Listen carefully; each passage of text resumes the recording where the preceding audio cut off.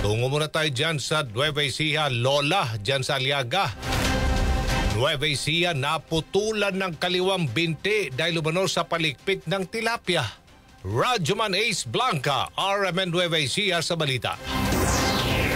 Nag-viral sa social media kamakailan ang nangyari sa 65 anyos na si Lola Lucene Ismabi mula sa Aliaga dito sa Nueva Ecija matapos siyang maputulan ng kaliwang binti dahil daw sa impeksyon gawa ng pagkatusok ng palipik ng tilapia. Sa isinagawang panayam sa Lola, may naglalakudan ng tilapia sa kalsada at bumili siya. Anya habang hawak daw niya ang isda ay pumiglas ito at nahulog at tumusok ang palikpik sa kanyang kaliwang binti. Nagdulot ng sugat pero hindi daw niya ganong pinansin. Kinabukasan daw ay sumakit at namagana ang binti ni Lola dahil kaya hindi na siya makalakad. Agad naman siyang dinala sa ospital at ayon sa mga doktor, nagka-impeksyon ng matanda na tinawag na Vibrio vulnificus, isang mapanganib na bakterya na galing daw sa maruming tubig alat o sa hilaw na pagkaing dagat. Mabilis umunong kumalat ang impeksyon sa kanyang dugo kaya bumaba ang kanyang blood pressure, nagkadelirio at inatake pa sa puso. Dahil dito ay kinailangan putulin ang kanyang kaliwang binti upang mailigtas ang kanyang buhay. Sa kasalukuyan ay stable naman na ang kanyang kalagayan. Payo naman ng mga eksperto, huwag matakot sapagkat ligtas pa rin kainin ang tilapia basta't malinis daw ang pinanggalingan nito at siguraduhing maayos ang pagkakaluto. Kasama mo sa RMN Nueva Ecija, Radyoman Ace Blanca, Tatak RMN.